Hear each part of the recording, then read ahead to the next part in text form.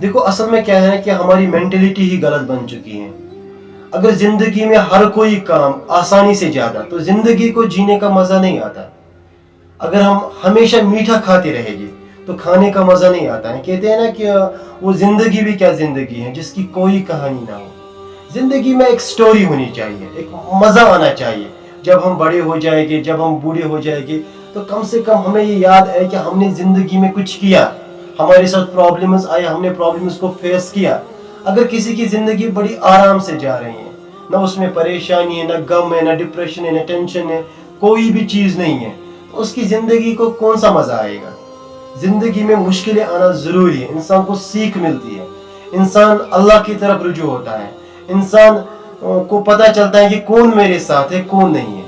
तो परेशानियां, मुश्किलें, डिप्रेशन, स्ट्रेस, ये जितने भी प्रॉब्लम्स है ना, इंसान की जिंदगी में बहुत ज्यादा जरूरी है, मगर उन्हें फेस करना भी उतना ही जरूरी है। ऐसा नहीं कि आपको मामूली सी परेशानी आ गई तो उसमें जाके आप अपने आप को खत्म ही कर दोगे। देखो पिछले 3 सालों से मैं एक सिंड्रोम से फेस कर रहा हूँ जिसको ओसीडी बोलते हैं।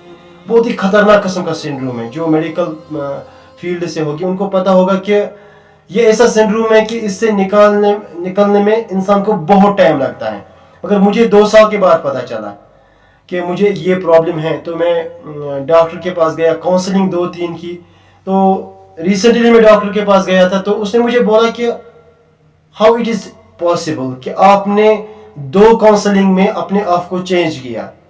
कुछ भी इम्पॉसिबल नहीं है। मुझे पता ही नहीं था कि मुझे ये प्रॉब्लम है। जब मुझे पता चला कि नहीं मुझे प्रॉब्लम है, तो उसके बाद मैंने खुद अपने आप को अवेयर किया that I have to take care of my own self. मुझे अपने आप का ख्याल जरूर रखना है, और मैंने सारी वो चीजें की जो मुझे डॉक्टर ने बोली। हालांकि एज अ मोटिवेशनल ट्रेनर मैं खुद को मैनेज कर सकता था, मगर वो एक्सपर्ट था।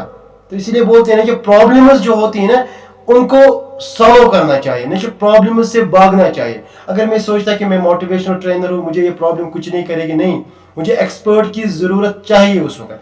तो मैं डॉक्टर के पास गया, अच्छे से उसने ट्रीटमेंट किया, और माशाल्लाह इस वक्त मैं उस चीज से नियर अबाउट 70% दूर जा चुका हूँ। तो लाइफ में प्रॉब्लम से भागना नहीं है, प्रॉब्लम्स का फेस करना, प्रॉब्लम्स को फेस करना है। जिंदगी में अगर प्रॉब्लम्स नहीं आएगी ना, अल्लाह की कसम मैं रियलिटी बोलता हूँ, जिंदगी में मजा ही नहीं आएगा। ये आप आजमाना। जब तक ना आपकी जिंदगी में अप एंड डाउन आएगा, आप जिंदगी को एंजॉय नहीं कर पाओगे।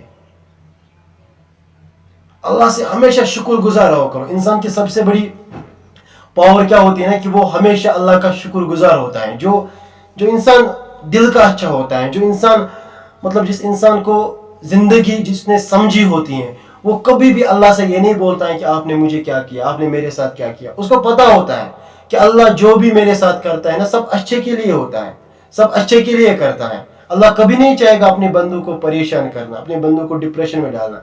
अल्लाह हमें कुछ सिखाना चाहता है, तो इसीलिए वो हमें प्रॉब्लम में डालता है।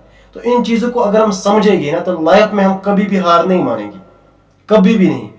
लाइफ के हर किसी पल से गुजरो, मुश्किलों में भी, मुसीबतों में भी, खुशियों में भी, डर में भी, हर किसी चीज से गुजरो, तूफानों में भी।